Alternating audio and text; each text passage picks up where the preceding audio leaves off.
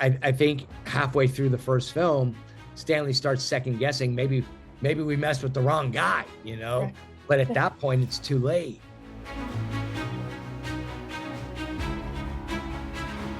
Hey, St. Thomas, how are you doing today? I'm great. How are you? Good. It's such a pleasure to meet you. Thank you so much for taking the time to chat with me today, and congratulations on these films. Thank you very much.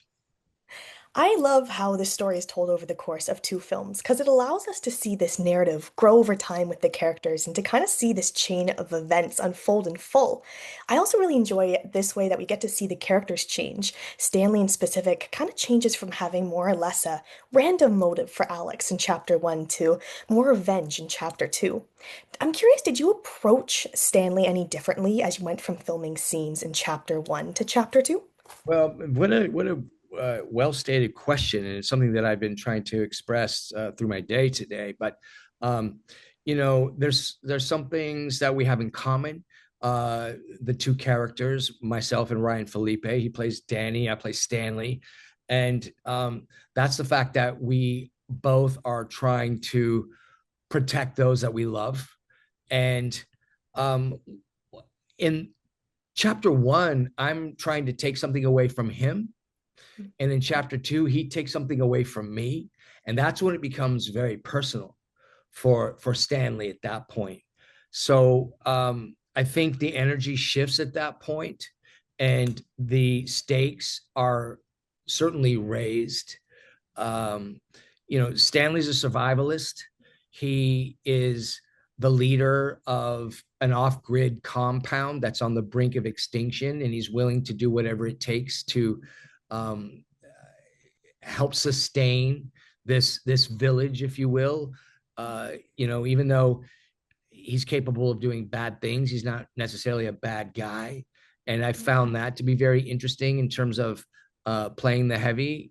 He's not socially disconnected. He's not a psychopath. He's not a homicidal maniac, but he will do whatever it takes to get the job done for the good of the whole. And that was very exciting to me because you don't really see characters built into scripts like that generally.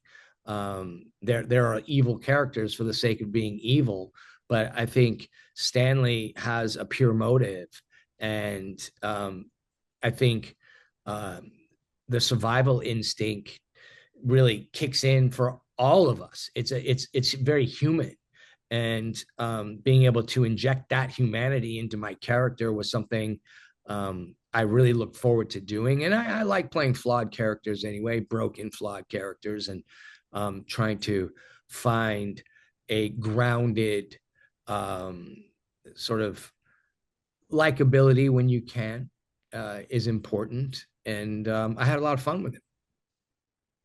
I love that you brought up him having both good and bad qualities, because I was thinking about that too while watching the film.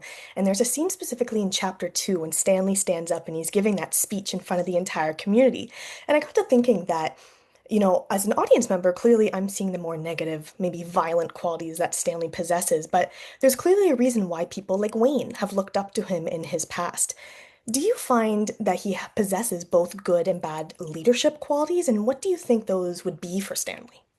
Well, I think communication is key. I think any good leader needs to be a good communicator. And you brought up one of my favorite scenes in the film. As a mini society, I bring my people together and I express to them um, the care and the love that I have for them as a group, and the importance that um, this mission that I am undertaking really resonates with. And, I think some poor decisions were made by many people in that may or may not been in Stanley's control, especially in the beginning. And, I think halfway through the first film, Stanley starts second guessing. Maybe we messed with the wrong guy, Right. but at Yeah. that point, it's too late. And we've got a, a gentleman from the special forces who is more than capable of taking on, a force of people.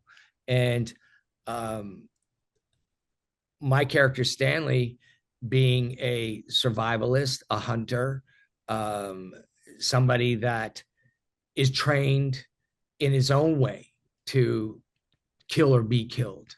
And the two of them, I think, are a good matchup for each other. And I don't think Stanley's been challenged like the Danny character challenges him ever before.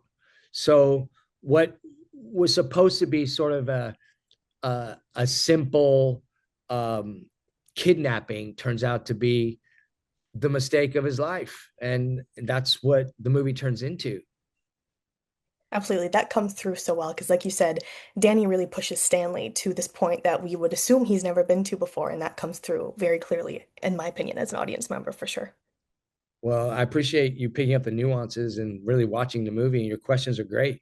Oh, thank you. I appreciate that.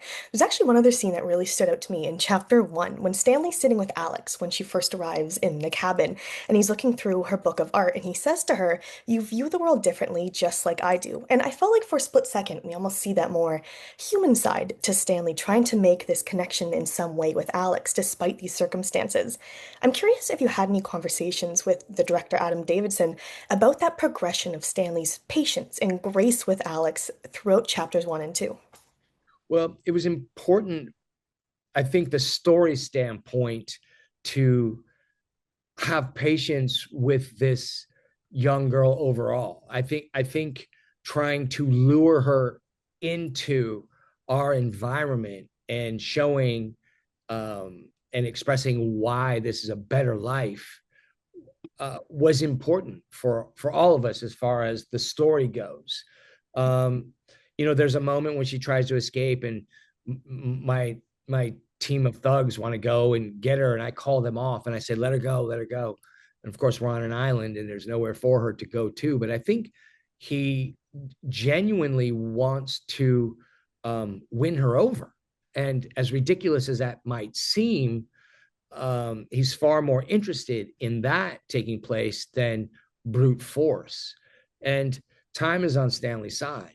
I don't think he anticipates the skills that her father has uh, from a military standpoint, but up until that point, he hasn't come up against that. I think he feels that he has a few things. He has the manpower, he has the knowledge of the terrain, and of course, he's on an island, and there's nowhere for these two people to go. So it's just a matter of time before he's going to get what he wants. So the patience factor is an easy card to play when you can't run, you can't get away. And of course, that's not exactly what happens, but that was the original plan. I have to wrap up here in a sec, but one thing I wanted to say to you is I've grown up watching so many of your films. My mom is a huge reason why I do this job. She's a movie buff, just like I am. So being able to meet you and chat with you today is such a pleasure. So thank you for taking the time and congratulations again on these films. It was a real pleasure. Thank you for doing your homework and asking amazing questions, and give your mom my best. Okay. I will. Thank you so, so much. Thank Thanks. you. Have a great rest of your day.